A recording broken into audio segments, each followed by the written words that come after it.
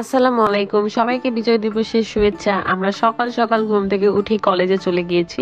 রাজশাহী মহিলা কলেজে আমি পড়ি। তো মহিলা কলেজে সকাল সকাল উঠে গেলাম অ্যান্ড শাড়ি পরে মেকআপ শেকআপ করে চলে গেলাম। আর আমরা অনেক এনজয় করেছি। এই দিনে যারা স্কুল কলেজে যায় তারাই জানে কতটা মজা হয়। যারা এদেশের জন্য যুদ্ধ করে নিজেদের প্রাণ দিয়েছে তাদের শ্রদ্ধাঞ্জলি করার জন্য আমরা ফুল বিতরণ করি। তো এটা আমাদের কলেজের সামনের এরিয়ার অংশটা দেখাচ্ছি। অনেক বড় কলেজ মাশাআল্লাহ আমাদের। আর মহিলা কলেজ তো সবাই জানে, রাজশাহী মহিলা কলেজ অনেক বড়। তো র্যালি হয়েছিল, আমি র্যালিতে অ্যাটেন্ড করিনি।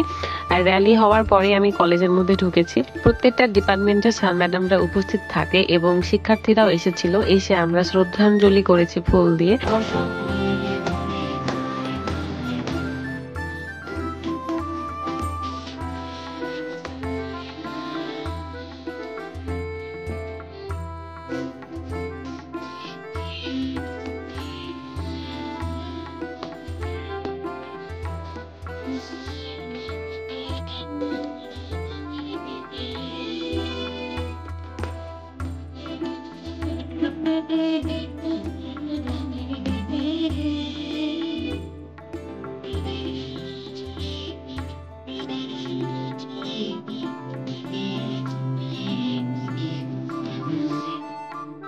তো প্রত্যেকটা ডিপার্টমেন্ট থেকে একটা করে বড় বড় ফুলের তোড়া বানানো হয়েছিল।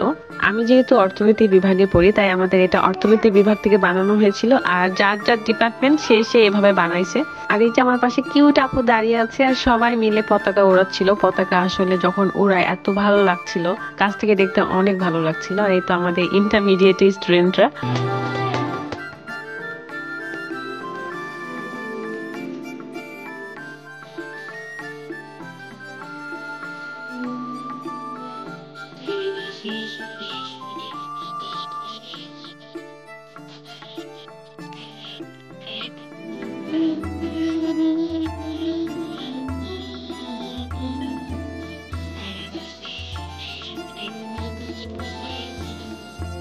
ছোটবেলার কথা মনে পড়ে যাচ্ছে, কারণ ছোটবেলায় যখন স্কুলে পড়তাম তখন স্কুলে আমরা সকাল সকাল ঘুম থেকে উঠে চলে যেতাম খালি পায়ে, গিয়ে এরকম ভাবে ফুল বিতরণ করতাম আর র্যালি হতো।